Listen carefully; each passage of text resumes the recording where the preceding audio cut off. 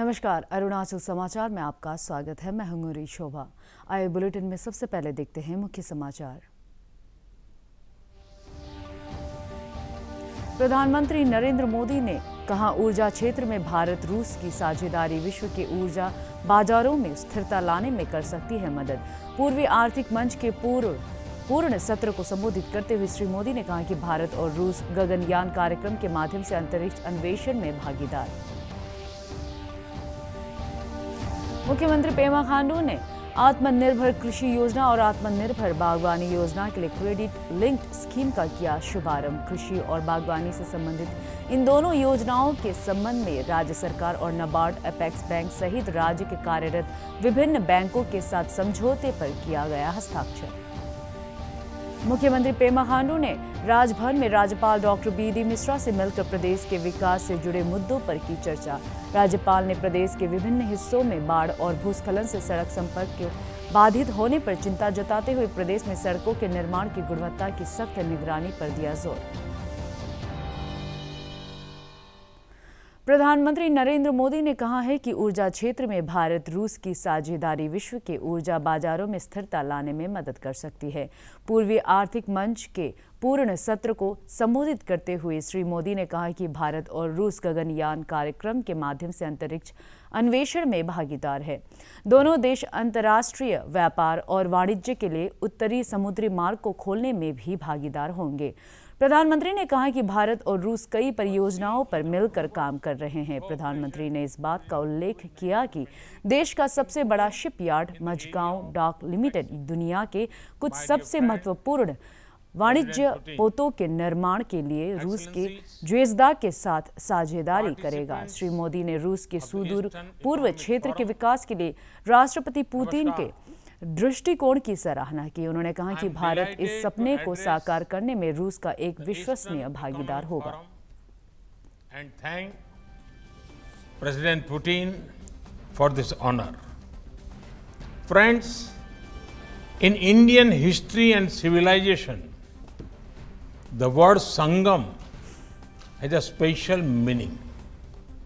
It means confluence or coming together of rivers, people, or ideas. In my view, Vladivostok is truly a Sangam of Eurasia and the Pacific. I applaud President Putin's vision for the development of the Russian Far East. India will be a reliable partner for Russia in realizing this vision. In 2019, when I had visited Vladivostok to attend the forum, I had announced India's commitment to an Act Far East policy.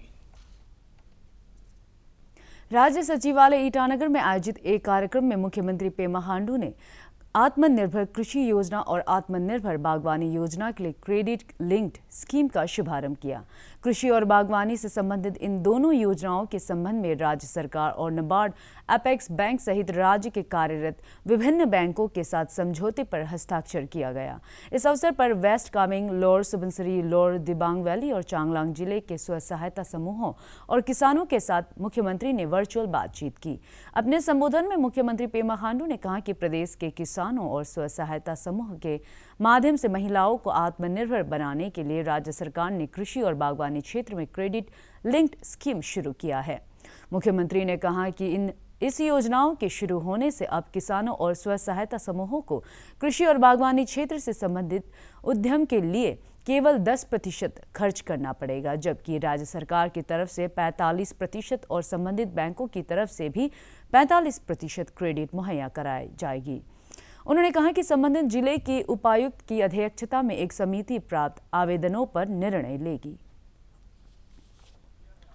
ये बहुत ही अपने आप में एक unique है। ये पूरे देश भर में वैसे गवर्नमेंट सब्सिडाइज स्कीम तो काफ़ी लॉन्च होता है, बट सभी स्कीम जो होता है वो बैक एंडेड सब्सिडी होता है। मगर हमने निर्णय किया कि हमारा फार्मिंग सेक्टर को आगे बढ़ाने के लिए हम लोगों को कुछ अलग से एक स्कीम मॉडल डिज़ाइन करना होगा। और जो कृषि योजना और बागवानी योजना को हम लोग फ्रंट एंडेड सब्सिडी के रूप में हम लोग ने इस बार तय किया है और आज लॉन्च भी हुआ है। आज जो दोनों जो गाइडलाइंस बुक थोड़े पहले जो रिलीज़ हुआ है, आज ही इंटरनेट में इसको डाला जाएगा और अक्रॉस स्टेट में जितने भी जो हमारा इंडिविजुअल फार्मर्स हो या अपना सेल्फ हेल्प ग्रुप या एफपीओस, आप सभी उस वेबसाइट के माध्यम से जाके जानकारी प्राप्त कर सकता है। और कंसर्न जो डिप्टी कमिश्नर के अंदर में एग्रीकल्चर ऑफिसर या हॉर्टिकल्चर ऑफिसर डिस्ट्रिक्ट के जो हेड ऑफ ऑफिस है, वो लोग आप लोगों को इस स्कीम के अंतर्गत में अच्छा से गाइड कर पाएंगे। अभी इस स्कीम में जो मेन जो इश्यूज है, मैं आपको जस्ट वैसे तो सेक्रेटरी विनोद दाई साहब ने आप लोगों के बीच में बताया है। ये अप्रोच जो है हम लोग एंड टू एंड सॉल्यूशंस को ध्यान रखते हुए हम लोग ने स्टार्टिंग फ्रॉम प्री प्रोडक्शन से लेके अपना मार्केटिंग लेवल तक का भी हम लोग ने इसमें कोशिश किया है कि इन सारा प्रॉब्लम्स को हम लोग एड्रेस करेंगे। और आप सबको पता है कि इस जो फ्रंट एंडेड सब्सिडी में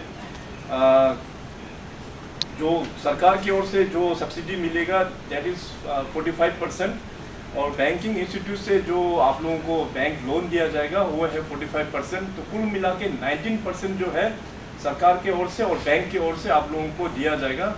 और फार्मर्स के ओर से केवल इसमें 10% ही इसमें अपना कंट्रीब्यूशन होगा।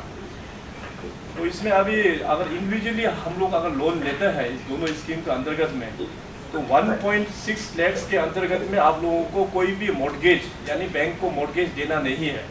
अगर आप सेल्फ हेल्प ग्रुप में लोन लेते हैं तो 10 लाख का प्रोजेक्ट तक में आपको मॉर्गेज भी यहाँ पे रखना नहीं है। तो ये बहुत ही अच्छा एक स्कीम डिज़ाइन किया है आप लोगों का नीड बेस को देखते हुए। हमें आशा है कि इसका भरपूर फ़ायदा आप लोग ज़रूर उठाएंगे। तो जैसे अभी डिस्ट्रिक्ट लेवल में एक कमेटी गठन किया जाएगा डिप्टी कमिश्नर के अंतर्गत में, तो आप लोग अप्लाई करेंगे और डीसी का जो कमेटी होगा उसको यहाँ पे फॉरवर्ड करेंगे और एपीसी के अंदर में जो स्टेट लेवल में जो कमेटी होगा फाइनली उसको अप्रूव करके साथ साथ बैंक को दिया जाएगा। सारा किसान समुदाय के लिए आज का दिन एक सही में ऐतिहासिक दिवस है। मैं इस शुभ अवसर पर, इस शुभ दिन में मैं मेरी ओर से सारा अरुणाचल प्रदेश के किसान भाइयों और बहनों की ओर से और हमारा डिपार्टमेंट की ओर से honourable chief minister and honourable deputy chief minister को आंतरिक हृदय से धन्यवाद ज्ञापन करना चाहता हूँ। मुख्यमंत्री पेमा खांडू ने आज राजभवन में राज्यपाल डॉक्टर बी.डी. मिश्रा से मिलकर प्रदेश के विकास से जुड़े मुद्दों पर चर्चा की। राज्यपाल ने प्रदेश के विभिन्न हिस्सों में बाढ़ और भूस्खलन से सड़क संपर्क के बाधित होने पर चिंता जताते हुए प्रदेश में सड़कों के निर्माण की गुणवत्ता की सख्त निगरानी और लोगों की मुश्किलों को कम करने के लिए वैकल्पिक मार्गों पर जोर दिया। राज्यपाल ने प्रदेश के लोगों से उद्यमिता और स्वरोजगार के लिए आत्मनिर्भरता की भावना को मजबूत करने के लिए केंद्र और राज्य सरकार की योजनाओं को सुचारू रूप से लागू करने को कहा। उन्होंने राज्य सरकार के प्रत्येक विभागों से लोगों को विभिन्न योजनाओं के तहत स्वरोजगार शुरू करने के लिए उन्हें प्रोत्साहित करने हेतु लोगों तक पहुंच बनाने को कहा। राज्यपाल ने प्रदेश में कोविड नियंत्रण के लिए मुख्यमंत्री, स्वास्थ्य विभाग, जिला प्रशासन और पुलिस की सराहना की।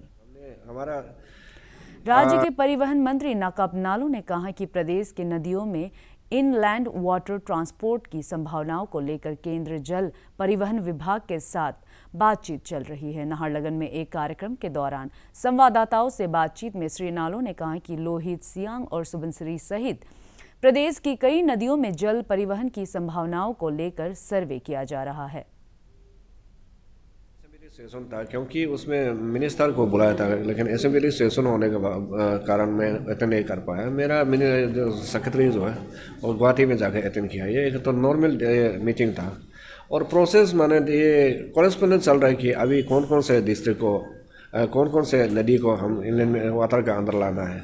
अरुणाचल में मेरा बहुत लिमिटेड है, जैसे सियांग हो गया, लोहित हो गया और सुबनसिरी, इतना खास नहीं। और एक दो नदी है उसको सर्वे अभी से स्टार्ट होगा जब बारिश खत्म हो जाएगा। सेंट्रल टीम को भी बुलाया कि सर्वे के लिए। मणिपुर सरकार ने गुरुवार को राज्य में बाहरी लोगों की आवाजाही पर सख्ती से नजर रखने और मूल निवासियों के हितों की रक्षा के लिए online inner line permit ILP प्रणाली शुरू की। मुख्यमंत्री N बीरेन सिंह ने राज्य की राजधानी इम्फाल, जिरीराम और माओ में ILP प्लेटफॉर्म और काउंटरों को वर्चुअली लॉन्च किया। बंगाल ईस्टर्न फ्रंटियर रेगुलेशन 1873 के तहत ILP एक आधिकारिक यात्रा दस्तावेज है जो एक भारतीय नागरिक को उन राज्यों में जाने की अनुमति देता है जहां सीमित अवधि के लिए और एक विशिष्ट उद्देश्य के साथ EILP लागू किया जा सकता है। मणिपुर सरकार के एक वरिष्ठ अधिकारी ने कहा कि नई प्रणाली के तहत राज्य के बाहर से कई व्यक्ति ILP पर लॉग इन करके ऑनलाइन आवेदन कर सकते हैं और इम्फाल के हवाई अड्डे, माओ गेट, जिरीबाम रेलवे में जारी करने वाले केंद्रों से परमिट प्राप्त कर सकते हैं। ILP प्रणाली का शुभारंभ करते हुए मुख्यमंत्री ने कहा कि मणिपुर में लोगों की पहचान की रक्षा के लिए EILP की शुरुआत की गई है। श्री सिंह ने कहा कि EILP ट्रैकिंग सिस्टम को परमिट और इसकी ट्रैकिंग सिस्टम जारी करने के लिए अपनाई गई प्रक्रिया में खामियों को दूर करने के लिए विकसित किया गया है।